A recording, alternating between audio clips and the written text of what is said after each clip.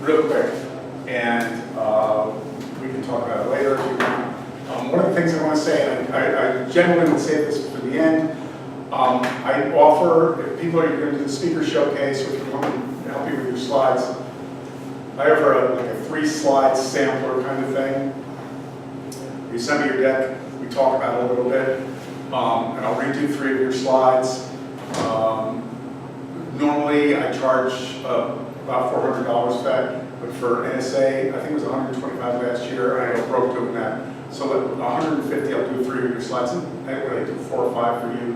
Last year? Yeah, we ended up doing more. Yeah, you did like 4 or 5. Yeah, you did like 4 or 5. Do we have to show you the slides first, or in other words, it's a different deal if it's originated by you? No, not necessarily, but it gives me an idea of where you're going if you've got a slide. If you don't- Someone told me you have a deal you call 3 for free.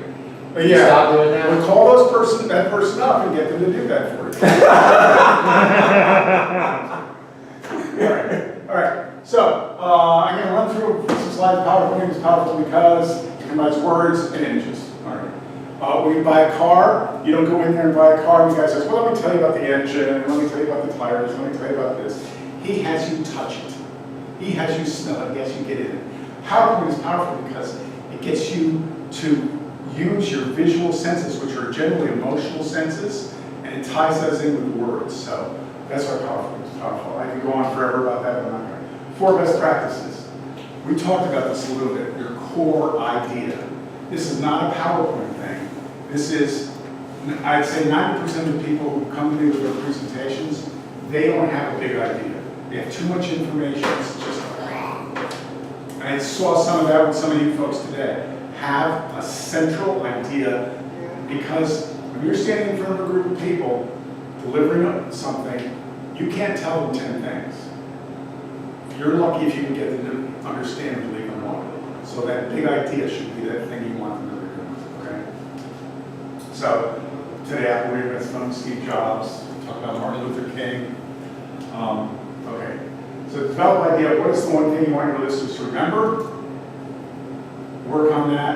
What was yours? Stress. Address the stress. Address the stress. And yours was. Food is the cost, food is the cure. Right people in the right seats. Yeah. Okay. Something like that. Alliteration, rhyming, all that stuff helps people remember things. So work on that. Okay. This is the thing that's really important for most of you. Use few words. Replace your sentences and your paragraphs with keywords. Okay? You're talking on the slide, right? On the slide. Yeah, because you want, all right, I'll show you. Okay, typical. I did this for a conference of landfill operators.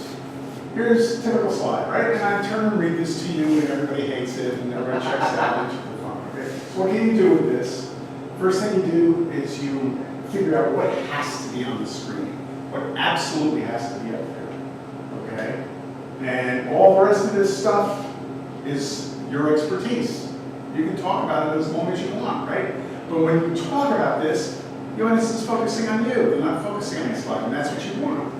So, you make a slide. We had this is our basic keywords. You make a slide. I know it's boring, but at least there's not so many words on the screen that I'm going to drive people crazy reading this. Okay, you can also animate it, so you just show one bullet at a time. But look what happens when we add a picture. Remember this landfill people. They love this, by the way. Oh, he knows me. He knows my world. The simplest picture, just adding that, made all the difference in the world to the slide. It's still not the most exciting thing in the world, but it relates to your audience. Okay? So, get as many words off the screen as you can. They should be coming out of your mouth. All right. Best practice number 3, use big, bold images. You had this stuff. This makes you look like an amateur. Get rid of that. Get rid of the little ants climbing up the stairs and all that other stuff. Use professional, the highest quality images you can get. Okay? Pay money for them. Where would you do those? Shutterstock, iStock Photo, Adobe Stock. Pay money. Okay, you're paying money. You want to be a pro, you got to look like a pro. Okay? This makes you look like an amateur. So go back to this slide, all right? That picture, this is a stock picture, I know it's not the most gorgeous thing in the world, but it's at least people it was. That made all the difference in the world. Look what happens when you take that picture and make it big and bold. All right, now this is a cool slide. How did you do that? Just enlarge that picture. It's the same picture. Just enlarged it with the whole screen. And it had a nice open area of sky here, so I can put my typewriter on top. How did you put your type on top? Photoshop has layers. I mean, Photoshop.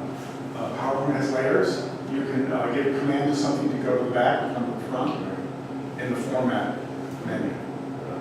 Look around the front. What hires pays?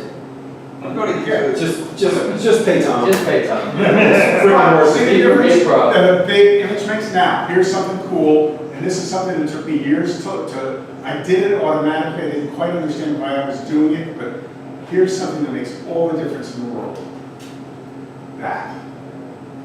Why does that make a difference? Because it's a person. People want to see people. They relate to people. Everybody in the audience, when I was showing this, everybody in you guys knows this guy. He's the guy that works for him, you know? Everybody knew. That's Fred. That's Leroy, that's Joe, that's who knows. So even something like this, which you're talking about garbage, a person makes all the difference in the world. So here's a slide I did. Can I ask you a question about the picture? I'm sorry. So you had the landfill and then you had the picture on top of it? Yeah. Yeah. So that I had to break these lines so that they would fill in a little bit more. But I put that picture right on top there. Simple. Okay. Now, real quick, this is a company, Golden Electric, or Golden Utilities. They sent me, they're going to do a board meeting. They were going to talk about something, I don't remember what. This was their opening slide, pretty exciting. And this was one of the slides in the middle. They were going to show you real exciting things like boom trucks, control panels and stuff. And they had a bunch of stuff that they were going to walk through. So I They thought, sent you that? I'm sorry? They sent you that? Yes, this is what they Oh sent. my God, and you just went, Yeah. holy, come Believe on. me, I've seen this stuff all the time. Okay. So I thought, well, I did a little research. I looked, this is their website. It's a great website. They're community minded. They're all about clean water. They're in the North Georgia mountains, so that they are, they have an environment that they are part of the community. I thought, well, let's play off that. So I created their opening slide, looked like this. Same type of lake, I enlarged their logo, and I made it look like real touchy-feely friendly stuff. So then the next, I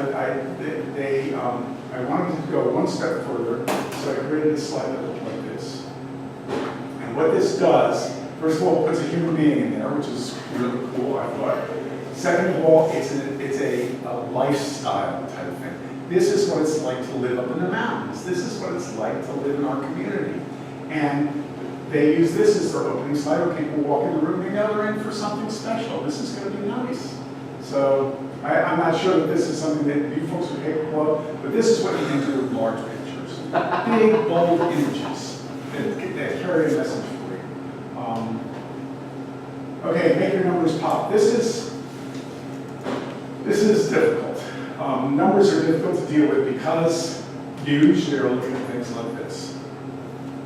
And usually somebody's got their little red laser, I think I got it.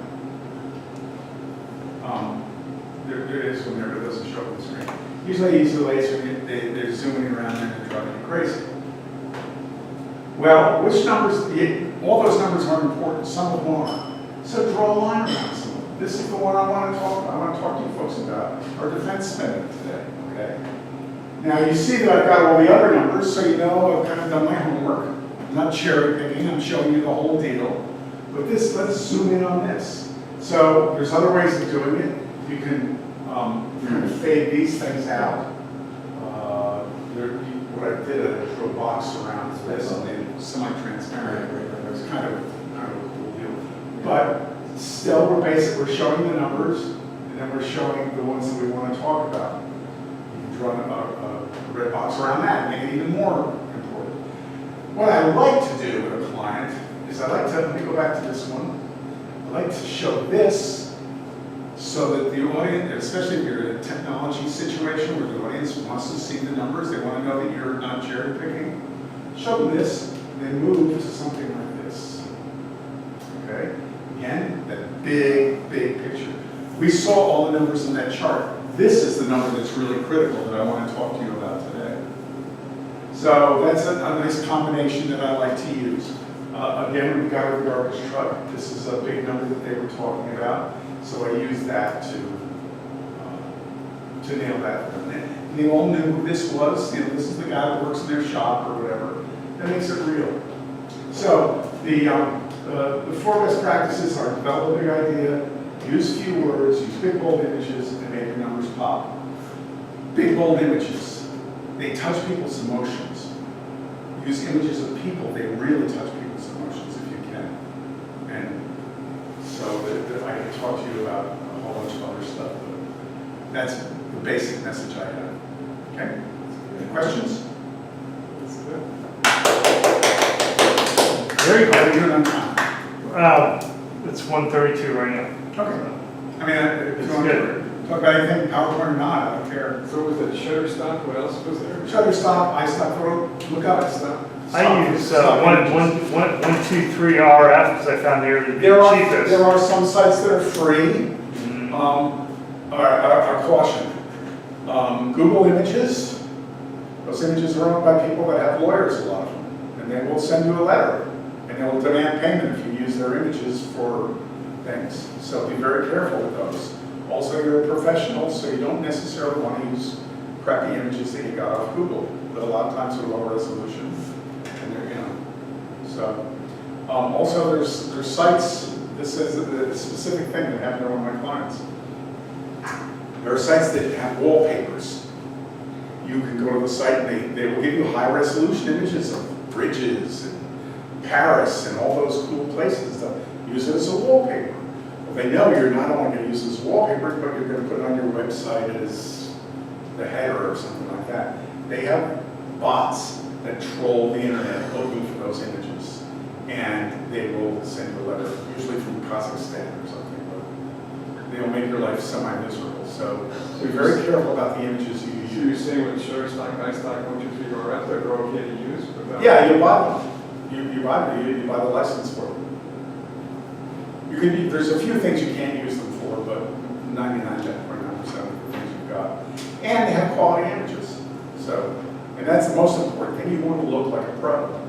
But if you're going to do 3 slides, let's say our presentation is 21 slides, like do you just, out of those 3 slides, we can get an idea on how to make the rest of them? Yeah, I'm trying to pitch you, make you realize how incredible your presentation is going to be if I do something for So the fifth best practice would be just call Tom Nixon. If you Yeah. were going to do 21 Or slides. just go one best practice, just call Tom. $1,000 you offers. That's if he was smart, that would just Look call at him. me. Here's my number. He's expensive, but he's. No, I mean, I'm clueless on this stuff, I'm this is working not for a there. time-driven presentation. I heard he's the 5,000, master. 10,000. Your 21 slides would be way below that. Expensive, but worth it. Yeah, NSA numbers a huge discount, so I heard your slogan is expensive but worth it. that's right. When you get my bill, I want you to go, well, it was worth it. And I'll do that. I mean, you talk to someone. Right, That's the way I want to be seen Yeah. when people hire me too, expensive but worth it. There are not many people, as a source of bragging, I guess. There are not many people in the United States that do it at the level that I Do they do it out of Kazakhstan, like the letter? do. Yeah. Borat? You can't Borat, you can call him. Because here's my big selling point to get into it. Now you got me on. My big selling point is I know what it's like to stand in the front of a room and present. I know what it's like to have slides going on behind you. And I understand the speaking business intimately. I've been doing it for many, many years. I understand PowerPoint intimately. I've been a graphic designer for 35 years. Nobody I know combines those two things. So I understand what it's like to speak, and I make your presentation work for you, right? Yes. Yeah. Yeah, absolutely. You're the Great job. You're the man for this, is the Tom, do your whole